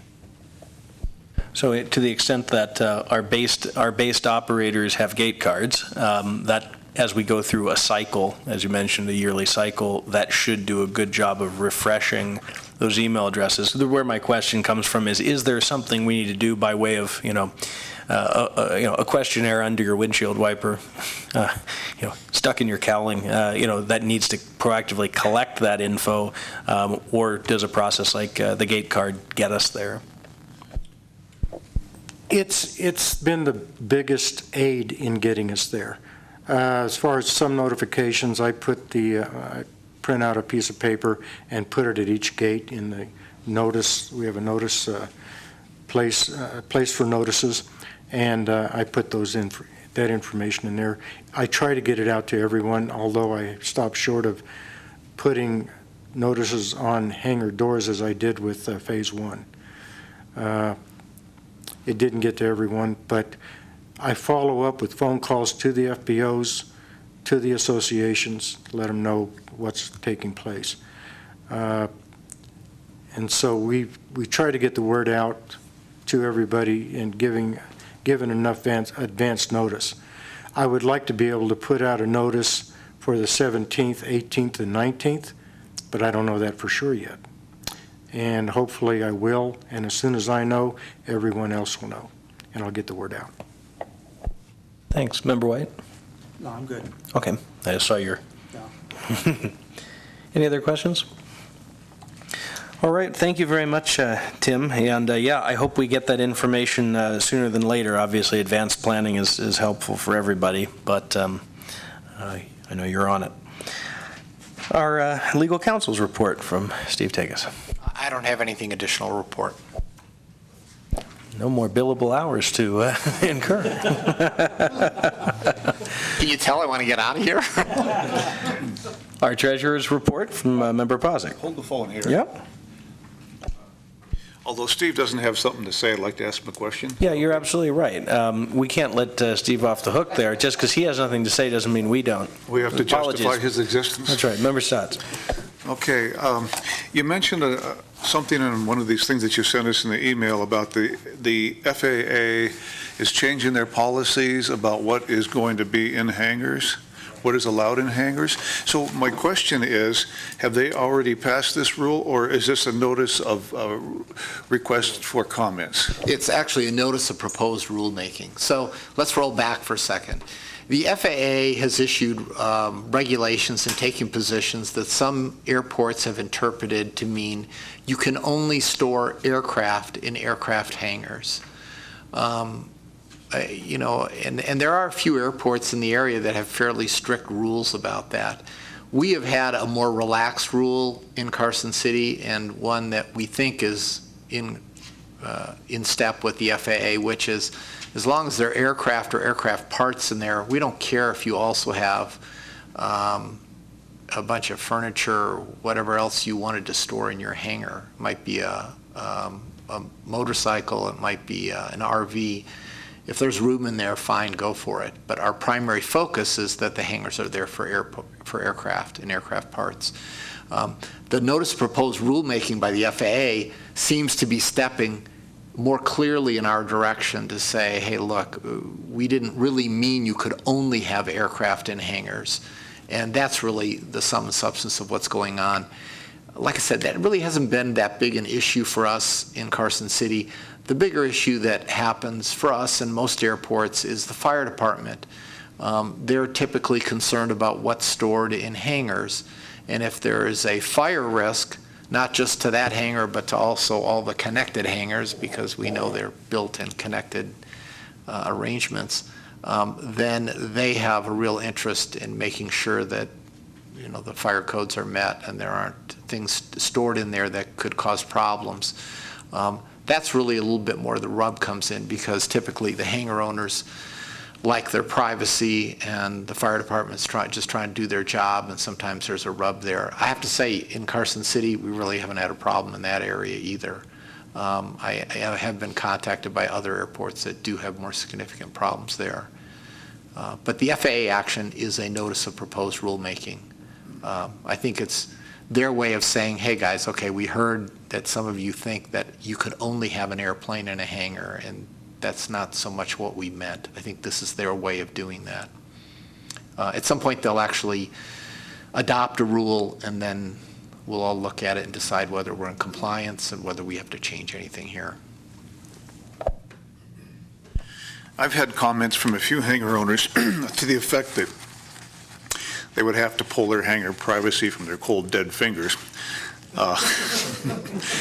But I'm wondering, since this is then a request for comments, perhaps it might be a good idea to notify the entire airport community that the FAA is looking at this, and if they have something to say about it, they should say it to the FAA.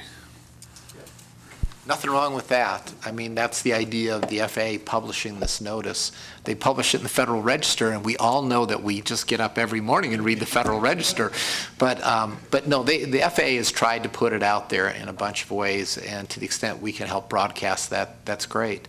I think the comments from Carson City might not be as strong as comments from airports where they have the strict view that you can only have an airplane in your hangar, and you can't even park your car in there when you take your airplane out and fly someplace. You shouldn't have your car in there. Those are the guys who will probably have the strongest comments to the FAA. I think our community, and you may know better than me, you know, you're in with a lot of pilots out there, but I think our community is fairly comfortable with the storage policies that we've adopted in Title 19 and the way we enforce them. And it's true, we have a lot of hangar owners who feel very strongly about their privacy rights in their hangars. But for the most part, we haven't had big issues there. You know, we try and respect everybody's privacy issues. The only time it really would become a problem is if we thought there was a danger to them or to somebody else. And candidly, in the last 10 years, I can think of maybe 2 examples where that's happened. One in which the FBI and the alcohol, tobacco, and firearms people notified us that they had information that somebody was storing explosives in a hangar. When all the dust settled, it was just somebody who was storing high-octane avgas in a hangar so he could use it in his race cars, which he was doing in NASCAR racing. And his storage, the way he was storing it, was perfectly okay. When the fire department looked at it, and they said, oh yeah, this is the safe way to do this, and everything kind of went away. But that was one where the initial information sensitized us, and then it was not so much about the person's privacy to us as it was about the safety of the airport community. When Steve used the term "when the dust settled," I thought that story was going to go in a different direction, given that it was about explosives. Is there something then that, you know, is there something that you're suggesting, Member Stotts, that the authority might do to, you know, key people up as to the fact that this public comment period expires on the 5th? Is that, because it's coming right up. You know, I don't know if that's really in our scope to do something like that. I think that that's for public comment, and it isn't necessarily for an airport to respond to. You know, Right. So individuals are invited to respond to these FAA notifications. Let me jump into, you know, this is not an action item. So it would not be appropriate for the airport authority to deliberate on this and then decide, okay, let's post this on our webpage or let's do something else. I just brought it to your attention because I thought it was interesting and it's fairly recent and there's a comment period coming up. But Member Stotts, you feel free to tell everybody you know about it, and if they're interested in filing comments, have at it, you know. I think that's a good thing. Do that. I also put it in my briefing, and it's just without comment, just for informational purposes, along with what Title 19 says. Of course, that just goes to the authority members, but yeah, I have not published anything or put it out, so if somebody wants to do it, I think it should be word of mouth. Yeah, no, that's a very good point. This is not part of our action agenda, but now that we are all aware of it as airport citizens, we can share that information as we see fit. Now I believe it's time for the treasurer's report, unless there are any other questions for Steve to keep him glued to that seat. Member Posick. Okay, you already know how much money we got in from the city. It makes our bottom line look pretty good this month. All of our money market, checking, building, and maintenance account come up to $588,458.26. Along with long-term obligations that we have that we can use, the total amount of money in our account now is $695,651.81. Looks good now, but with this work we got going on, that'll drop down some by the end of the year. Thank you very much for that, but the burn rate appears to line up okay, that we, from a cash flow standpoint, are going to be in good shape. Looks good unless anything surprising comes up. We set the budget and we're, like the manager said, we're doing real good with that. Great.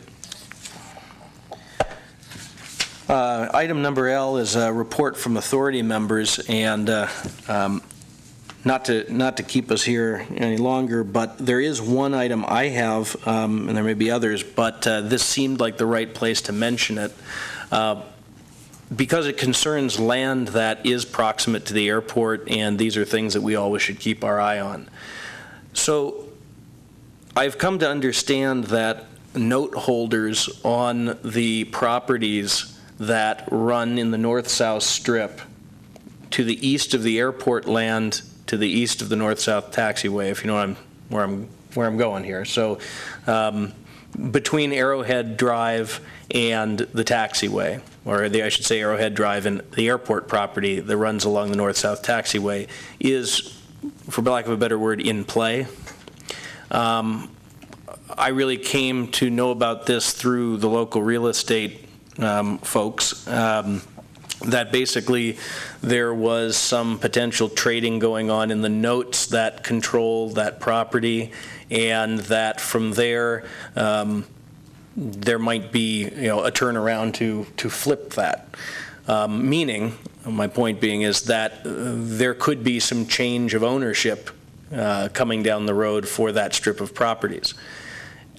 I guess I would ask Steve or Tim or anybody else if they had any further information about that situation, and if not, maybe that we might we want to keep our radar out and actively come to understand a little bit more about that situation, because the disposition of that land is important. We've had challenges in leasing or otherwise developing the airport land that runs along the taxiway because of I guess the rights of the property owner of the private land to determine where the through the fence accesses would go, and until those decisions were made, it really prevents us from doing any sort of structuring of leases on the land that we own that sits between the taxiway and those properties. So this actually, I think, is one of those sort of cornerstone or keystone pieces of property, and understanding and keeping an eye on where it goes and who controls it and what they might be interested in and amenable to, like making a decision, could play into our future plans. So I don't know what the advice might be, is other than to say, I think this is something we should keep an eye on. Yeah, thanks for the heads up. I think we should keep an eye on it, and Tim and I will do that. Yeah, it could, to the spirit of our master plan, not suggesting that we get into some, horse trade here, but when you think about what could the deals look like if, if, just to throw something out, a major FBO wanted to build on that land, buy a piece of that land and then lease the ramp, if you will, from the airport that sits in front of it. I mean, there are millions of different configurations, but it all does tie to what we might eventually do. So I think it's exciting in the sense that something seems to be going on, and it could have beneficial impact on our future plans. So I would ask that we keep our radar out on that and see where it is. Any other member reports? Yeah, I've been approached by a couple of people that keep airplanes there at the airport, and they have told me that the tie downs that have been installed don't really work very well for the low wing airplanes. I'm just wondering, has anybody else had any comments in that regard? These two fellows that talked to me about it suggested another hook in the chain midpoint, so that when they tie these low-wing planes, that it actually fits the plane. Yeah, that's been discussed, and we found some errors in the way they were installed. We are going to, have not done it yet, but look into buying another hook. But it is, because of the nature of the hook, the strength required, we are looking into it. So we will be taking care of that at some point. That's a good customer service item, and appreciate that that we're looking to make them effective for all of our customers. Okay, for those who have endured, public comment. Any members of the public who wish to address the authority? Seeing none, it would be agenda items for the next regular meeting. If we have things to add at this time, all I would note is, as previously discussed, continuing the discussion of advanced master planning and seeing where we get in the interim in some conversations, and maybe that gives us a little more definition as we get closer to the next meeting. Beyond that, we get to everyone's favorite item, which is action on adjournment. I got a motion to adjourn from Member White, a second from Member Posick. All in favor? Aye. We stand adjourned.